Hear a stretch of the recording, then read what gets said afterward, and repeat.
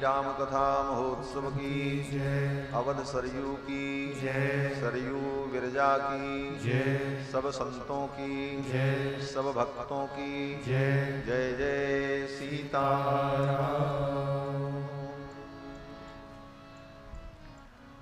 परमाध्यक्ष अनंत कोटि ब्रह्मांड नायक सर्वेश्वरेश्वर पुराण पुरुषोत्तम कौशल्यानंद वर्धन भगवान श्री रघुनंदन, भगवान की कथा के सुरसिक श्रोता अनंत बलवंत श्री हनुमंत लाल जी महाराज, जिनकी भावमयी उपस्थिति भगवान की कथा में सर्वदा सर्वत्र विद्यमान रहती है। इस श्री राम कथा महोत्सव के यजमान दंपति हमारे प्रेष्ठतम शिष्य श्री पुष्पराज गिरी जी सपत्नीक सपरिवार, उनके समस्त बंधु बांधव, दूर दूर से आए हुए समस्त धर्मानुरागी सज्जनों, मंच पर विराजमान परम श्रद्धेय भजन परायण संत सेवा परायण आदरणीय श्री राम सकलदास जी महाराज, पूज्य महाराज श्री, उनके पार्श्व में विराजमान श्री हरिद्वार से आचार्य वेला स्थान से पधारे हुए युवराज स्वामी श्री दिव्यांश वेदांती जी, उनके पार्श्व में विराजमान अयोध्या श्री विजय राघव मंदिर के भगवान के अंतरंग सेवक पूज्य स्वामी जी महाराज। अयोध्या में आज भी एक अत्यंत प्राचीन श्री विजय राघव भगवान जी का मंदिर है, जहां आज भी उस ऋषि परंपरा का दर्शन होता है। हम लोगों ने विद्यार्थी जीवन में वहां आश्रम में पूज्य स्वामी जी के चरणों में बैठकर बहुत कुछ सुनने का और अनुभव करने का सौभाग्य प्राप्त किया। आज भी वहां विजय राघव मंदिर में, भगवान के मंदिर में, रसोई में आज भी बिजली नहीं चलती, आधुनिकता के कोई संसाधन नहीं मिलेंगे। वहां भक्त लोग, वैष्णव लोग जब भोजन कर लेते हैं तो जमीन को वाइपर से और कपड़े से पोछा नहीं लगाया जाता, गाय के गोबर से पहले लीप करके उसको शुद्ध किया जाता है, मार्बल को तब धुलाई जाती है। आज भी वो प्राचीन परंपरा का निर्वाह। आज भी भगवान को अपने यहां गाय का शुद्ध देशी घी, दूध इत्यादि का ही उपयोग भोग भगवान को होता है। और वहां के भगवान की सेवा में रहने वाले अंतरंग अर्चक जो होते हैं, वो बाहर कहीं किसी के सामने कहीं भी बाहर जल भी नहीं ग्रहण करते, इतने नियम का पालन करना होता है। ऐसी परंपरा का आज भी निर्वाह वहां पर हो रहा है और एक आदर्श है हम लोगों के लिए। शास्त्र की विधियां, शास्त्र के आदेश हम श्रवण करते हैं और श्रवण करने के बाद अधिक से अधिक उसका पालन करने का प्रयास करना चाहिए। श्रोतव्यो मंतव्यो निदिध्यासितव्य। हम जितना सुने, सुनने के बाद उसका मनन करें, अपने मन में रखें। श्रोतव्यो मंतव्यो निदिध्यासितव्य, फिर उसका हम निदिध्यासन करें, अपने आचरण में उसे उतारें। और सुन करके केवल बुद्धि में रख लें, समझ लें और फिर बुद्धि में रखकर समय आने पर किसी को समझा भी दें, लेकिन स्वयं के जीवन में न उतर पावे तो उस सुनने का कोई मतलब नहीं होता। प्रयास ये करना चाहिए कि हम उपदेश को श्रवण करें, शास्त्र को श्रवण करें, आचार्यों के वचनों को सुने, तो अधिक से अधिक हम उसका अपने जीवन में पालन करने का प्रयास करें।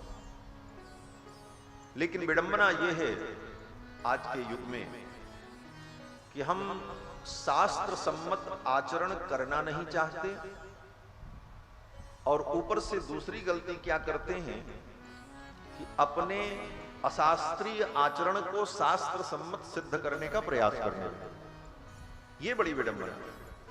शास्त्र सम्मत आचरण करने का प्रयास नहीं करते तो अशास्त्रीय आचरण, लेकिन अगर कोई टोक दे तो ये सिद्ध करने का प्रयास करते हैं कि हम जो कर रहे हैं यही ठीक है, यही शास्त्र। ये दूसरी महान गलती होती है और इस गलती का परिणाम जीव को भोगना पड़ता है। वो भगवान की दृष्टि में क्षम्य नहीं होता। आप गलती कर रहे हो तब तक आप क्षम्य हो, भगवान क्षमा कर देंगे, स्वीकार कर लो हमसे गलती हो रही। लेकिन गलती करने के बाद भी हम जो कर रहे हैं यही सही है, यही धर्म है, यही शास्त्र सम्मत है, यह जब हम सिद्ध करने का प्रयास करते हैं तो परमात्मा की दृष्टि में वो महान अपराध है। भगवान तो बड़े दयालु हैं, कितनी भी बड़ी गलती हो जाए ठाकुर क्षमा कर देते हैं। कोटि विप्र बध लागी जाहू, आए शरण तजो नहीं। अगर भगवान क्षमाशील न हो तो ये भक्ति का मार्ग सदा सदा के लिए बंद हो जाए। भक्ति का मार्ग, शरणागति का मार्ग, प्रपत्ति का मार्ग ये चलेगा ही नहीं।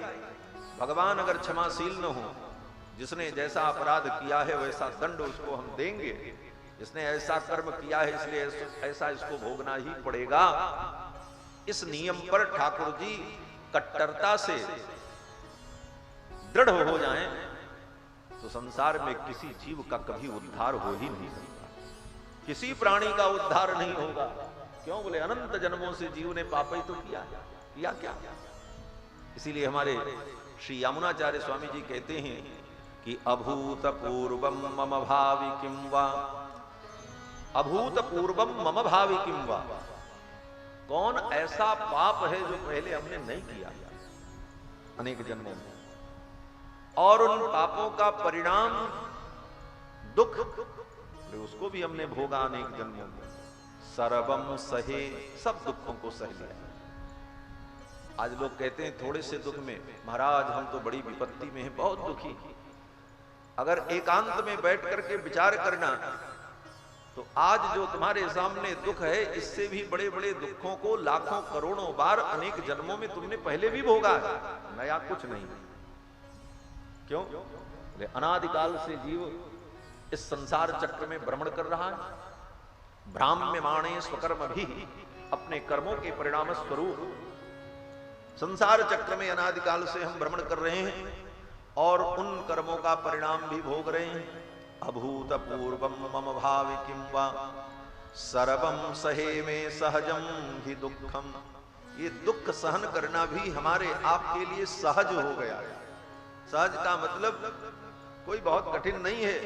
बड़ी सी बड़ी विपत्ति आ जाती है, व्यक्ति रो करके धो करके 2-4 दिन दुखी हो करके फिर धीरे धीरे एक्सेप्ट कर लेता, स्वीकार कर लेता, उसी में वो रच जाता है और फिर संतोष कर लेता। इसलिए दुख कोई बहुत बड़ी समस्या नहीं है संसार का। समस्या ये है कि इस दुख को कब तक हम लोग करें, इसकी निवृत्ति कैसे हो। बोले दुख की आत्यंतिक निवृत्ति तभी होगी जब हम ठाकुर के सामने शरणागत हो जाए, आत्मसमर्पण कर दें। भगवान कहते हैं सब कुछ छोड़कर मेरा भरोसा कर मेरी शरण में आ जाओगे तो मैं तुम्हें समस्त पापों से मुक्त करके स्वीकार करूंगा। तो भगवान इतने कृपालु हैं कि वो क्षमाशील हैं, इसीलिए भक्ति का मार्ग, शरणागति का मार्ग भक्तों के लिए खुला। लेकिन जीव अपने अपराध को स्वीकार कर ले कि उससे गलती है। अगर भगवान के आदेश का पालन नहीं कर पाता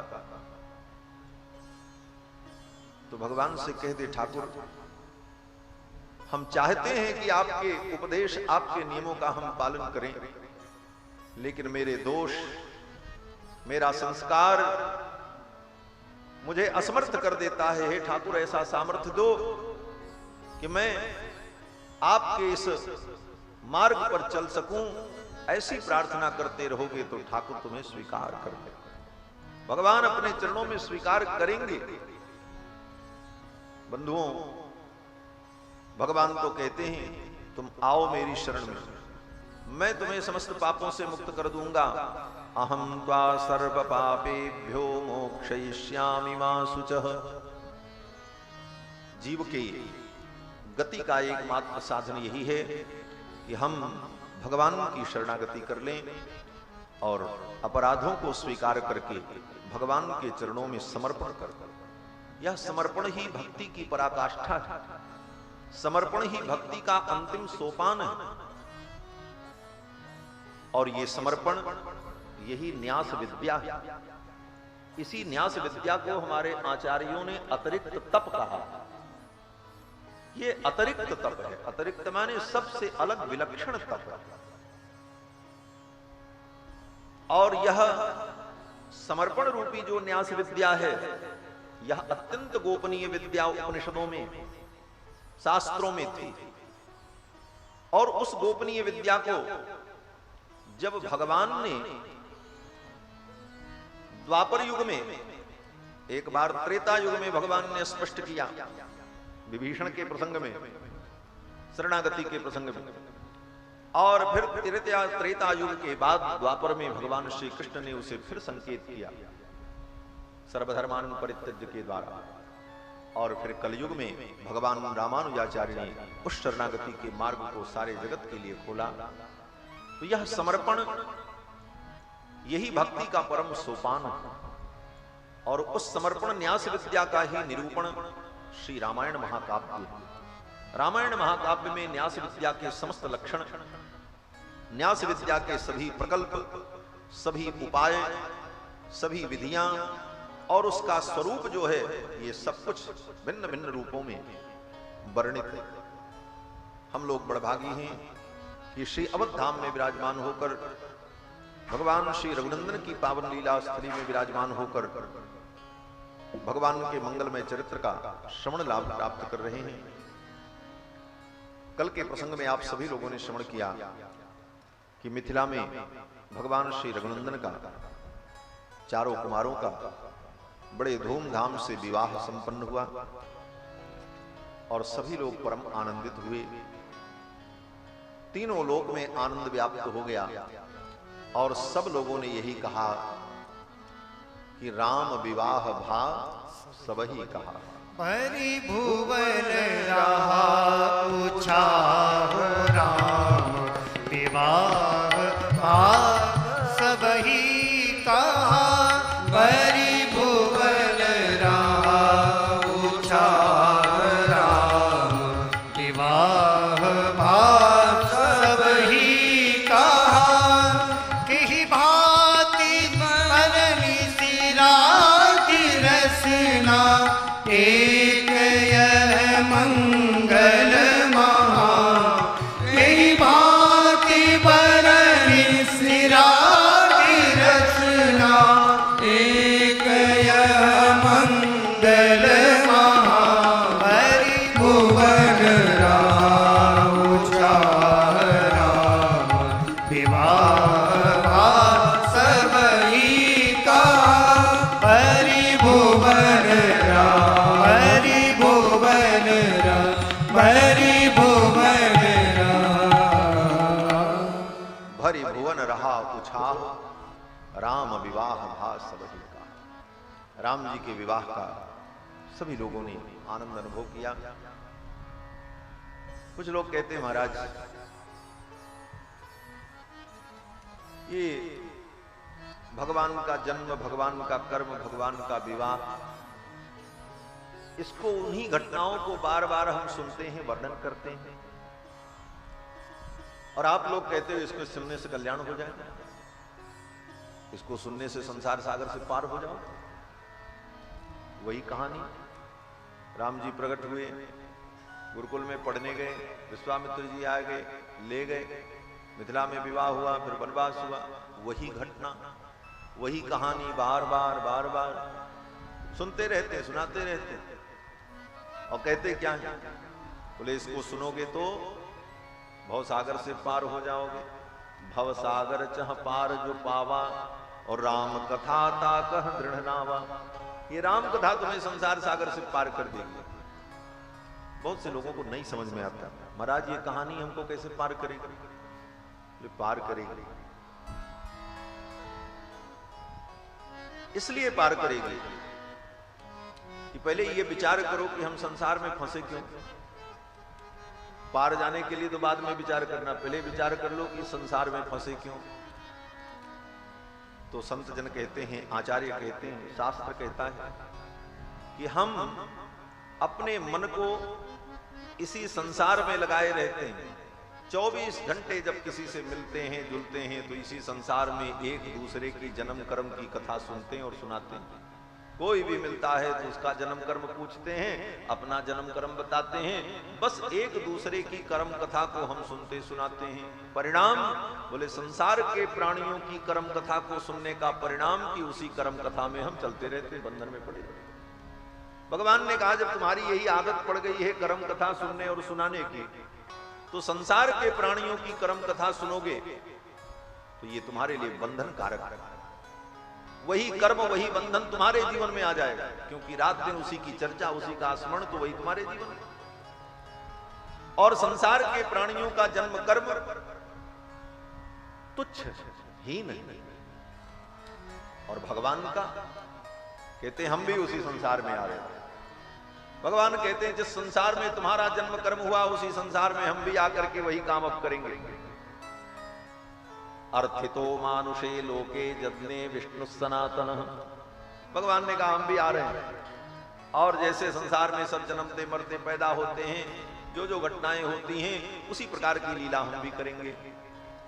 और वो इसलिए करेंगे कि जब तुमको जन्म कर्म ही सुनने और सुनाने की आदत पड़ गई है, तो संसार के प्राणियों के जन्म कर्म को छोड़कर मुझ दिव्य परमात्मा के जन्म कर्म का ही वर्णन करो, इसी को सुनो। इसको सुनोगे सुनाओगे तो यह तुम्हारे बंधन से मुक्ति का कारण बन जाएगा। और संसार के प्राणियों के जन्म कर्म की ही चर्चा करोगे तो उसी जन्म कर्म के चक्कर में घूमते रहोगे। और गीता में भगवान ने स्पष्ट कर दिया, जन्म कर्म च मे दिव्यम। भगवान कहते हैं तुम संसारी प्राणियों का जन्म कर्म तो थर्ड क्लास, निम्न कोटि का, इसका कोई मतलब नहीं, ये तो महापतन है।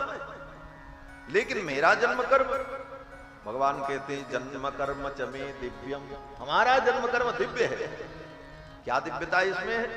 कहते हैं एवं यो वेत्ति तत्वतः, जो इसको तत्वतः जानेगा, सुनेगा, समझेगा, त्यक्त्वा देहं पुनर्जन्म नैति मामेति सोऽर्जुन। भगवान कहते हैं वो शरीर त्यागने के बाद फिर संसार में नहीं आएगा। भगवान के जन्म कर्म की चर्चा करके, इसे श्रवण करके हम संसार बंधन में नहीं पड़ेंगे, भव सागर से पार हो जाएंगे। भव सागर चह पार जो पावा, भव सागर चह पार जो पावा, भव सागर चह पार जो पावा। राम कथा ताकह दृढ़ नावा, राम कथा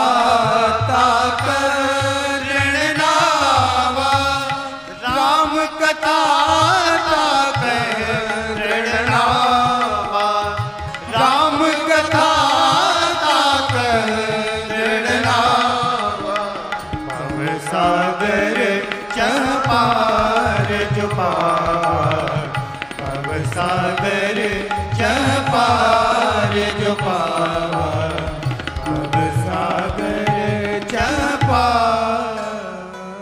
भव सागर से अगर पार जाना चाहते हो तो राम कथा ताकह दृढ़ नाव। राम कथा ऐसी दृढ़ नाव है। ये दृढ़ नाव कहने का मतलब क्या है? दृढ़ माने मजबूत। इसका मतलब बोले नाव तो और भी है लेकिन बाकी नाव कमजोर है। ये यहां पर संकेत है। नाव तो और भी है जो संसार से पार जाने के लिए घाट पर लगी हैं, लेकिन अगर धोखे में उन नावों में बैठे तो वो नाव तो तुम्हें डुबे देगी।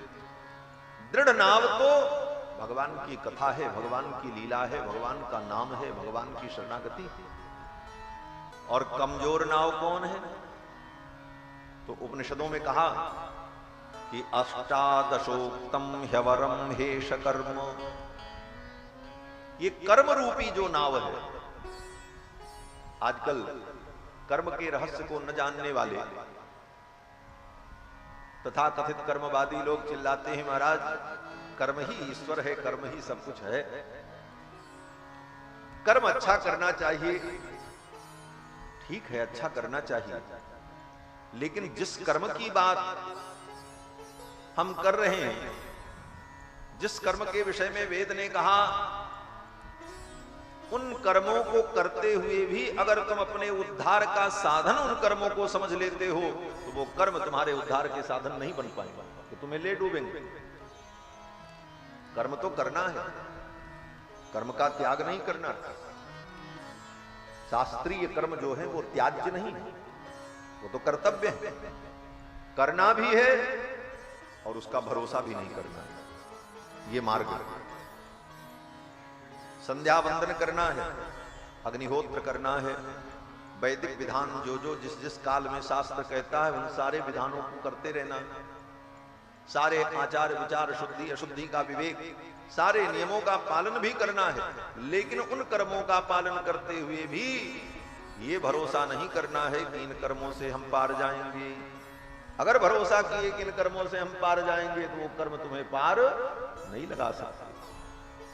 वेदों में सारे कर्मों का वर्णन करने के बाद उपनिषद कहता है कि अष्टादशोक्तम ह्यवरम हेष कर्म, ये 18 लोगों के द्वारा किया गया कर्म अवर कर्म। 18 लोग माने बड़े से बड़े यज्ञ जो होते हैं, अश्वमेध यज्ञ, सोम यज्ञ, वाजपेयी यज्ञ, जो कर्म की सबसे उच्च कोटि है, उतना विशिष्ट कर्म, उस कर्म में 18 लोगों का प्रयोग होता है। 4 ब्रह्मा, 4 अध्वर्यु, 4 होता, 4 उद्गाता, ये 16 ऋत्विज, 1 यजमान और 1 यजमान की पत्नी, 18 लोग मिलकर के जिस विशिष्ट कर्म को संपन्न करते हैं, अश्वमेध यज्ञ, सोम यज्ञ, वाजपेयी यज्ञ, उन सारे यज्ञ कर्मों को करने के बाद भी वेद कहता है अष्टादशोक्तम ह्यवरम हेष कर्म। ये कर्म भी बहुत पार लगाने में समर्थ नहीं होगा तुमको, करो इसे, छोड़ो मत। सामर्थ्य दिया है ईश्वर ने तो करो, लेकिन भरोसा भगवान के चरणों का करो। फिर आगे वेदों ने कहा कि अदृढ़ा हेते प्लवा यज्ञ रूपा, कर्म रूपी जो प्लवा है, प्लवा माने नाव, नाव को प्लवा थे, तो कर्म रूपी जो प्लवा है, नाव है, अदृढ़ा, वो अदृढ़ है। वेद ने कहा अदृढ़ा हेते प्लवा यज्ञ रूपा। तो फिर जब कर्म रूपी नाव अदृढ़ है तो कर्म से विशुद्ध अंतःकरण में जो ज्ञान की उत्पत्ति होगी वो ज्ञान भी बहुत दूर की बात, वो ज्ञान की नाव भी बड़ी कमजोर है। बोले तब, बोले बस एक ही नाव मजबूत है जो गोस्वामी जी बता रहे हैं। बोले वो नाव क्या है? बोले राम कथा ताकह दृढ़। मजबूत नाव तो यही है कि सब कुछ करते हुए, ज्ञानार्जन करते हुए, कर्म का संपादन करते हुए, वैदिक शास्त्रों के नियमों का अपने जीवन में यथाशक्ति अनुपालन करते हुए भरोसा तो भगवान का रखो, भगवान के चरित्र को सुनो, भगवान का गुणानुवाद करो, भगवान का स्मरण करो। बस यही संसार बंधन से मुक्ति का सबसे बड़ा साधन है। यस्य स्मरण मात्रेण जन्म संसार बंधनात् विमुच्यते नमस्तस्मै विष्णवे प्रभुष्टवे। भगवान के जन्म कर्म का वर्णन इसीलिए भक्त लोग करते हैं। बड़े बड़े योगी, अमलात्मा, महात्मा, विमलात्मा लोग, जिनके जीवन में कोई कर्म करना शेष नहीं बचा, हाँ, जिनके लिए कोई कर्म का बंधन नहीं है, जो जीवन मुक्त हो चुके हैं, वे महापुरुष भी भगवान के चरित्र का चिंतन करते हैं, भगवान का गुणानुवाद करते हैं। प्रायेण मुनयो राजन निवृत्ता विधिषेधतः, प्रायेण मुनयो राजन निवृत्ता विधिषेधतः। सुखदेव जी कहते हैं, हे राजन, प्रायः जो मुनि महात्मा लोग विधि और निषेध से ऊपर उठ चुके हैं, जिनके लिए शास्त्र की कोई विधि नहीं है, जिनके लिए शास्त्र का कोई निषेध नहीं है, ऐसे महापुरुष भी भगवान के गुणानुवाद में रमण करते हैं। प्रायेण मुनयो राजन निवृत्ता विधिषेधतः नैर्गुण्यस्तारमन्ते स्म गुणानुकथने हरेः। वे भी भगवान के गुणों का कथन उपकथन करते हैं। और यही बात गोस्वामी जी महाराज कहते हैं कि जीवन मुक्त महामुनि जेऊ और हरि गुण सुनत अघाहिन। जो जीवन मुक्त महापुरुष हैं वे भी भगवान के गुणानुवाद को श्रवण करते हैं। आजकल मैं देखता हूं बहुत से ऐसे, नाम नहीं लूंगा, लेकिन बड़े कई प्रतिष्ठित पीठाधिपतियों को हमने देखा, सब काम में रुचि होगी, भगवान की कथा में उनकी रुचि नहीं होगी। कथा सुनने में मन ही नहीं लगता महाराज, उठ के भाग जाए। तो कभी कभी मुझे लगता है साधु बनने का फल क्या मिला। साधु बने, महात्मा बने ठाकुर के लिए, और भगवान की कथा जिसको प्रिय नहीं, वो कितना भी कुछ करे उसका सब किया कराया गुड़ गोबर। सब सारे शास्त्रों का अंतिम सार है कि भगवान की कथा में प्रीति हो। सुखदेव जैसे महामुनि अपनी समाधि छोड़ करके भगवान की कथा सुनने के लिए अपने पिता के पास आए। तो भगवान की कथा में हमारी रुचि उत्पन्न हो जाए, ये भक्ति की महान सिद्धि है महाराज। श्री देवर्षि नारद भक्ति सूत्र में भक्ति के सिद्धांत का जब वर्णन करते हैं तो अनेक मुनियों के मत को स्पष्ट करते हुए देवर्षि नारद ने कहा कि कथा स्विति गर्गः। महर्षि गर्ग का मत है कि भगवान की कथा में हमारा दृढ़ अनुराग हो जाए, यही भक्ति, यही सब कुछ है। भगवान की पावन कथा जीवन मुक्त महामुनि जीव हरि गुण सुनत अघाई। कल के प्रसंग में आप सभी लोगों ने श्रवण किया कि भगवान का विवाह बड़े धूमधाम से संपन्न हुआ। विवाह के पश्चात दूसरे दिन ही विदाई का क्रम प्रारंभ हो गया। तो बोले विवाह हो गया तो अब जिसको जहां जाना है वो जाए, आगे का कार्य होगा। तो जब विवाह संपन्न हो गया तो सबसे पहले विश्वामित्र जी विदा होते हैं, क्योंकि इस पवित्र विवाह महोत्सव की भूमिका में सबसे पहले अगर कोई आगे बढ़े तो विश्वामित्र जी बढ़े। दशरथ जी तो केवल सोच रहे थे मेरे बेटों का विवाह कैसे होगा, वशिष्ठ जी ने कोई अभी सलाह भी नहीं दी। लेकिन इस श्री राम विवाह महोत्सव के महान कार्य को संपन्न करने के लिए सबसे पहली भूमिका अगर किसी ने प्रारंभ की तो वो विश्वामित्र जी। विश्वामित्र जी अयोध्या पहुंचे और जब ये कार्य संपन्न हो गया तो सबसे पहले विश्वामित्र जी ही विदा हुए। शुरुआत इन्होंने की और विवाह होने के बाद सबसे पहले विश्वामित्र जी विदा होते। श्रीमद् वाल्मीकि रामायण के अनुसार, श्रीमद् रामचरितमानस के अनुसार तो विवाह के बाद विश्वामित्र जी महाराज अयोध्या तक आए और फिर अयोध्या आने के बाद श्री दशरथ जी से अनुमति लेकर के सबको आशीर्वाद देकर के विदा हुए। लेकिन महर्षि वाल्मीकि यहां पर वर्णन करते हैं कि अथ रात्र्याम व्यतीतायाम विश्वामित्रो महामुनि। विवाह की रात्रि व्यतीत होते ही दूसरे दिन आपृष्ट्वा तौ च राजानौ जगामोत्तर पर्वतम। दोनों राजाओं से, जनक जी से और श्री दशरथ जी से अनुज्ञा लेकर, अनुमति लेकर आपृष्ट्वा तौ च राजानौ जगामोत्तर पर्वतम विश्वामित्रे गते राजा वैदेह्यम मिथिलाधिपम। विश्वामित्र जी विदा हो गए और विश्वामित्र जी के चले जाने के बाद अब सबके मन में होने लगा कि हम भी चलें, हम भी चलें। तो श्री दशरथ जी महाराज ने जनक जी से कहा, राजन अब विवाह का कार्य संपन्न हो गया, अब अनुमति हो तो हम लोग भी अयोध्या के लिए प्रस्थान करें। कई दिन हो गए और वहां सारे कार्य बाधित होंगे, इसलिए अयोध्या जाना अनिवार्य है। श्री दशरथ जी महाराज ने निवेदन किया। जनक जी भी जानते हैं कि जाना तो है, लोक व्यवहार है और बेटी को विदा भी करना है, यही संसार की परिपाटी है। इस घटना में, इस क्रम में आनंद भी होता है, दुख भी होता है। बेटी को विदा करने में दुख भी होता है, लेकिन उस दुख के अंतर में एक महान सुख भी होता है कि मेरी बेटी विवाह के पश्चात ऐसे पवित्र कुल में जा रही है, इसका जीवन अब नया जीवन शुरू हो रहा है। यह उस विदाई के दुख के अंतर में निहित एक महान सुख होता है। इसलिए सुख दुख का उभय रूप ये होता है। श्री जनक जी महाराज ने विदाई की तैयारी की, ढेर सारा दहेज दिया। कंबलानाम च मुख्यानाम क्षौमान कोट्यंबराणि च। करोड़ों कंबल, रेशमी वस्त्र के थान, हाथी घोड़े रथ, बहुत सारा दहेज दिया, इतना दिया कि जनक जी दशरथ जी महाराज लेने के बाद वहीं सब सेवकों को लुटाना देना सब करते रहे। लुटाने देने के बाद जो बचा उसे लेकर के श्री दशरथ जी महाराज अयोध्या आए। कहते हैं दशरथ जी महाराज अयोध्या लेकर के जो आए तो रखें कहां? जनक जी ने इतना दिया, बांटने के बाद लुटाने के बाद भी इतना था कि अयोध्या में रखने की जगह नहीं।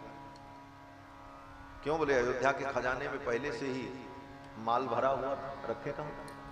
ऐसा तो था नहीं कि अयोध्या में कोई लाले पड़े थे। यहां भी सब दिव्य व्यवस्था थी। अवध राज सुरराज सिहाही, दशरथ धन लखी धन दिल जाही। तो इतना धन, इतने हीरे मोतियां, पन्ने पोखराज कहां रखें दशरथ जी? तो दशरथ जी ने कहा ले जाओ अयोध्या नगर के बाहर किसी मैदान में रख दो। बोले चोर उठा ले जाएंगे। बोले उस काल में धर्म की ऐसी प्रतिष्ठा थी कि हीरे पन्ने पोखराज पड़े रहे, कोई छूता नहीं। ले जाकर के अयोध्या के बाहर रख दिया। और वो कहते हैं कि पहाड़ जैसा हो, किसी ने छुआ नहीं उस हीरे पन्ने पोखराज को, मणियों को। उन मणियों के ऊपर धूल जम गई और धूल जमते जमते उस पे घास जम गई, फिर पेड़ जम गए और परिणाम बोले दूर से देखने में वो पर्वत जैसा दिखाई पड़ गया। तो उसका नाम पड़ गया मणि पर्वत। अयोध्या में आज भी मणि पर्वत है। लेकिन अब तो कलयुग का प्रभाव है। कलयुग के प्रभाव से वो दिव्यता, वो मणियां अंतर्हित हो गई, लेकिन वो भूमि, वो पर्वत आज भी विद्यमान है। मणि पर्वत अयोध्या के वो गिरिराज हैं, श्री मणि पर्वत। जैसे वृंदावन में गिरिराज गोवर्धन है, चित्रकूट में गिरिराज कामदगिरी हैं, उसी प्रकार अयोध्या श्री धाम ठाकुर के धाम के गिरिराज कौन है? मणि पर्वत। मणि पर्वत गिरिराज हमारे श्री प्रमोद बन धाम, श्री सरयू सी सुभग सुसरिता, सीता कुंड ललाम। हमें तो रघुनंदन सो काम, और देव के ही काज से ये छाड़ी लखन श्री राम। हमें तो रघुनंदन सो काम। हमारे अयोध्या के संतों का ये भाव है। तो आज भी वो मणि पर्वत विद्यमान है। और हमारी अयोध्या की परंपरा है कि सावन के महीने में जब झूला महोत्सव भगवान का होता है, तो झूला महोत्सव में श्रावण के शुक्ल पक्ष की तृतीया को हरियाली तीज होती है। उस दिन अयोध्या के सभी प्रमुख मंदिरों के ठाकुर जी पालकी में बैठकर, विमान में बैठकर मणि पर्वत पधारते हैं। और मणि पर्वत के आसपास जो पेड़ हैं, आम के पेड़, जामुन के पेड़, बरगद के पेड़, उन्हीं पेड़ों की डालियों में झूला पड़ता है और भगवान वहीं झूलते हैं। अनेक स्वरूप भगवान के, जहां जाओ वहीं झूला दिखेगा। खूब मेला सुंदर, भक्त लोग दर्शन करते हैं, कीर्तन होता है। और रात्रि के 8 बजे 9 बजे तक ठाकुर जी वहां झूला झूलते हैं। और फिर झूला झूल करके मणि पर्वत से भगवान जब पधारते हैं अपने अपने मंदिर में, तो फिर सभी मंदिरों में झूला का महोत्सव प्रारंभ हो जाता है। तो मणि पर्वत के झूला महोत्सव से आज भी अयोध्या में झूला महोत्सव प्रारंभ होता है। तो ये मान्यता है कि जनक जी महाराज के यहां से जो दहेज आया, जो मणियां आई, सब दशरथ जी महाराज ने नगर के बाहर रख दिया। वो पर्वत बन गया मणि पर्वत। वो मणि पर्वत भगवान की लीला स्थली है। वो अयोध्या के महाराज गिरिराज हैं मणि पर्वत। जनक जी महाराज ने ढेर सारा दहेज दिया। दशरथ जी महाराज ने यथा योग्य व्यवहार किया, चल पड़े। मिथिला से जब बारात लौट करके अयोध्या के लिए चली, आधे रास्ते में बारात पहुंची, तब तक कुछ आंधी तूफान जैसा वातावरण सृजित हुआ। दशरथ जी महाराज व्याकुल होने लगे, कैसा अमंगल हो रहा है। गुरुदेव वशिष्ठ से कहा, गुरुदेव ये वातावरण विपरीत क्यों हो रहा है, कोई अमंगल तो नहीं होगा? तो श्री वशिष्ठ जी महाराज ने कहा, राजन अमंगल नहीं होगा। तपोनिष्ठ वीतराग जमदग्नि नंदन श्री परशुराम जी महाराज आ रहे हैं। उनके उग्र तेज के कारण, उनके तप के कारण ये वातावरण भयावह सा लग रहा है, लेकिन उनका दर्शन सबके लिए मंगलकारक है। वशिष्ठ जी महाराज बता रहे थे, तब तक परशुराम जी महाराज आ गए। ददर्श भीम संकासम जटामंडलधारिणम। ददर्श भीम संकासम, बड़ा विशाल रूप, जटामंडलधारिणम, जटा को ही मंडलाकार लपेट करके मुकुट जैसा बना रखा था परशुराम जी ने। भार्गवम जामदग्नेयम, भृगु के वंश में उत्पन्न होने वाले जामदग्नेयम, जमदग्नि नंदन, राजा राज विमर्दनम, बड़े बड़े राजाओं के राजमद का मर्दन कर देने वाले श्री परशुराम जी महाराज आ गए। कैलासमिव दुर्धर्षम, महर्षि वाल्मीकि कहते हैं जैसे कैलाश का अतिक्रमण कर पाना किसी के लिए असंभव है, उसी प्रकार परशुराम जी के तेज का अतिक्रमण कर पाना किसी के लिए असंभव है। कैलासमिव दुर्धर्षम कालाग्निमिव दुस्सहम, और उनके तेज को सह पाना उतना ही कठिन जैसे कालाग्नि के तेज को सहना कठिन। ज्वलंतमिव तेजोभिर्दुर्निरीक्षम पृथक जनैहि, और उनका तेज ऐसा अद्भुत कि कोई उनके सामने खड़ा नहीं हो सकता। ज्यादा देर तक परशुराम जी को कोई अपलक नेत्रों से देख नहीं सकता, आंखों में ज्वाला उत्पन्न हो जाए, ऐसा तपह पूत श्री विग्रह परशुराम जी महाराज। परशुराम जी महाराज आए। अब तो परशुराम जी को देखते ही दशरथ जी महाराज कांपने लगे। अरे ये तो विश्व विदित क्षत्रिय कुल द्रोही, इन्होंने तो कितनी बार क्षत्रियों का संहार किया, कहीं ये कोप में आ गए तो आज हम सबको मार डालेंगे, इनका कोई प्रतिकार नहीं कर सकता। ये सब सोच करके दशरथ जी महाराज तो कांपने लगे। दशरथ जी महाराज ने प्रणाम किया।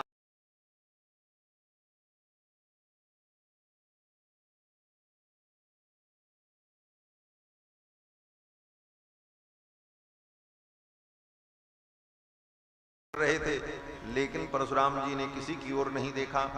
सीधे आकर के परशुराम जी महाराज भगवान श्री राम के सम्मुख खड़े हो गए, और कोई भूमिका नहीं, कोई औपचारिकता नहीं।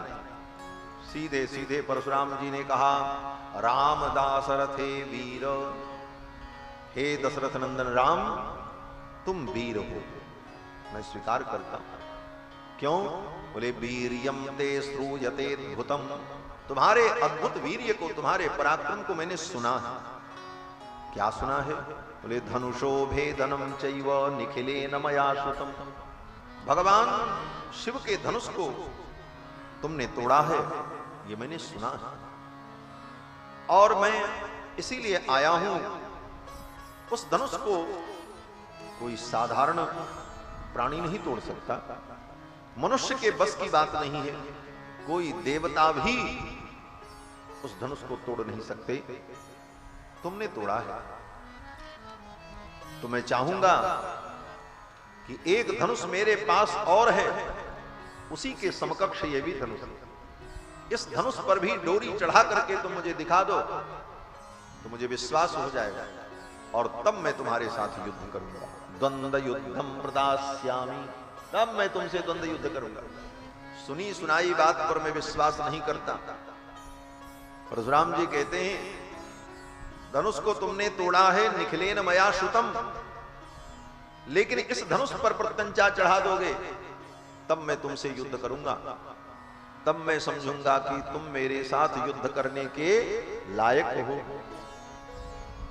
इतना कहते हुए परशुराम जी महाराज वो धनुष भगवान को देने चले, तब तक वो धनुष अपने आप ही राम जी के पास चला गया। देत चाप आप ही चली गयहु, देत चाप आप ही चली गयहु, परशुराम मन विस्मय भयहु, परशुराम मन विस्मय भयहु, देत चाप आप देत चाप आप ही चली गयो। परशुराम जी धनुष दे रहे थे, धनुष अपने आप भगवान के पास चला, क्योंकि वो भगवान का ही धनुष, वैष्णव धनुष, परपुरंजय नाम का ये धनुष भगवान विष्णु का आयुध। भगवान विष्णु ने वो धनुष ऋचिक महर्षि को दिया था, ऋचिक ने अपने पुत्र जमदग्नि को दिया था, जमदग्नि जी से वो धनुष परशुराम जी को प्राप्त हुआ था, और परशुराम जी वो धनुष राम जी को देने चले तो वो अपने आप राम जी के पास चला गया, क्योंकि राम जी ही तो सनातन विष्णु हैं। अर्थितो मानुषे लोके जत्ने विष्णु सनातन, तो वैष्णव धनुष स्वयं राम जी के पास आ गया, और भगवान श्री राम ने उस धनुष पर भी प्रत्यंचा चढ़ा दी, डोरी चढ़ा दी, और फिर बाण चढ़ाया, और बाण चढ़ा करके राम जी ने खींचा। परशुराम जी को विश्वास हो गया ये साक्षात परब्रह्म परमात्मा सच्चिदानंद है, ये साक्षात भगवान नारायण हैं, पृथ्वी के भार का हरण करने के लिए इनका अवतार हो चुका। अब मेरा कार्य पूर्ण हो गया, अब इनका कार्य प्रारंभ हो। परशुराम जी भी भगवान के अवतार, अंशावतार, और परशुराम जी का कार्य पूर्ण हो गया। अब आगे का जो बचा कार्य है वो राम जी करेंगे, इसलिए परशुराम जी जान गए मेरा प्रयोजन पूर्ण हो गया, अब प्रभु अवतरित हो गए हैं और सारा कार्य ये करेंगे। परशुराम जी को विश्वास हो गया। अब राम जी ने जब धनुष पर बाण चढ़ा लिया तो परशुराम जी ने कहा बस अब मुझे विश्वास हो गया, अब मुझे युद्ध नहीं करना, मैं आपसे युद्ध नहीं करूंगा, ये बाण आप अपने तूणीर में रख लीजिए। तो राम जी ने कहा अब ये बाण तूणीर में नहीं जाएगा, अब तो ये चलेगा। अब परशुराम जी तो थोड़ा घबराए कि कहीं मेरे ऊपर इन्होंने चला दिया तब क्या होगा, तब तो लेने के देने पड़ जाएंगे। परशुराम जी के मुखमंडल को देखकर, उनके भाव को देख करके ठाकुर जी समझ गए, और राम जी ने कहा जामदग्न्यम ततो रामम राम क्रुद्धो ब्रवीत इदम। महर्षि वाल्मीकि कहते हैं कि राम जी यहां थोड़ा क्रुद्ध भी हो गए। क्यों? बोले परशुराम जी बड़े ताव में थे, जैसे सब क्षत्रियों को समझते थे वैसे ही राम जी के साथ व्यवहार करने, तुमने धनुष तोड़ा है और अब इस धनुष पर डोरी चढ़ा करके दिखाओ तब मेरे साथ युद्ध करो, ये वो। इसलिए भगवान ने कहा भाई जब तक चुप रहो तो व्यक्ति बहुत बोलता है, अब आज स्वरूप को प्रकट ही करना पड़ेगा। राम जी ने धनुष पर बाण चढ़ाया और कान तक खींचा और क्रुद्ध होकर के जब अपना स्वरूप प्रकट किया, अब तो परशुराम जी डर गए। जब डर गए तो भगवान ने कहा आप चिंता न करें, मैं आपको नहीं मारूंगा, ब्राह्मणों सीति पूज्यो में, आप ब्राह्मण हैं, आपके ऊपर मैं इस बाण का प्रयोग नहीं करूंगा। पूज्यो में, आप पूज्य हैं, और विश्वामित्र कृतेन च, आप मेरे गुरु विश्वामित्र जी के संबंधी भी, उनके रिश्तेदार हैं। क्या संबंध है? बोले विश्वामित्र जी, विश्वामित्र जी की सगी बहन परशुराम जी की दादी हैं।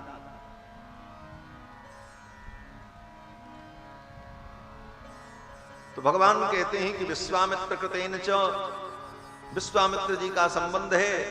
तस्मात् शक्तो न ते राम मोक्तुम प्राण हरम सरम, इसलिए प्राण का हरण करने वाला ये बाण मैं आपके नहीं ऊपर नहीं छोड़ूंगा। अब आप ही बताओ ये बाण मैं किसके ऊपर छोड़ूं? फिर तो परशुराम जी ने भगवान से कहा प्रभु इस बाण के द्वारा आप मेरे पुण्यार्जित लोकों को समाप्त कर दें, और मेरी जो गति है उस गति को आप बाधित न करें, क्योंकि मैं रात्रि में पृथ्वी पर नहीं निवास करता, महेंद्र पर्वत पर निवास करता हूं, तो मेरी गति बाधित न हो। जिस प्रकार मैं अनेक लोकों में जाने आने में समर्थ हूं, वो मेरी गति बनी रहे। बाकी मेरे जो पुण्यार्जित लोक हैं उनको आप समाप्त करें। भगवान ने बाण को छोड़ दिया, परशुराम जी के पुण्यार्जित लोकों को भगवान ने समाप्त कर दिया। इसके बाद श्री परशुराम जी ने भगवान की स्तुति की। परशुराम जी कहते हैं अक्षय्यम मधुहंतारम जानामि त्वाम सुरेश्वरम। हे सुरेश्वर, मैं जान गया आप अच्युत हैं, आप अक्षय परमात्मा हैं। मधुहंतारम, मधु और कैटभ का वध करने वाले आप नारायण हैं। धनुषोस्य परामर्शात्, इस धनुष पर कोई साधारण व्यक्ति प्रत्यंचा नहीं चढ़ा सकता। इसलिए मुझे विश्वास हो गया और अब मैं जा रहा हूं। स्वस्तितेस्तु परंतप, विश्वामित्र जी ने भगवान को आशीर्वाद दिया। विश्वामित्र जी ने भगवान का मंगलाशासन किया और उसी समय सारे देवता आकाश में आकर के इस दृश्य को देख रहे।